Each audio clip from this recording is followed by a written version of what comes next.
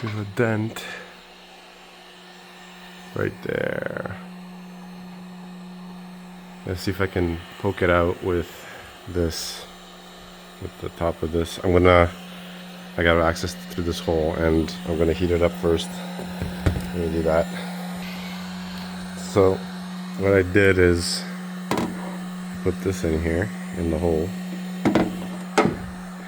and I roll it along the groove. I mean this line here, and I feel the bump, and every time I run through it, by the way, it's lubricated on the inside, and I have some electrical tape on the tip.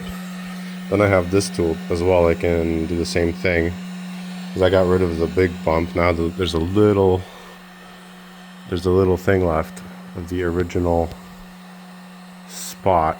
Let's see if I can clean this lens a little bit. Right here. So at this point it's just the groove, like the spot where it hit.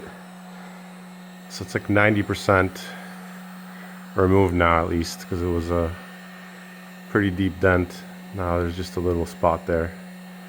I think that's good enough for like 5 minutes of work.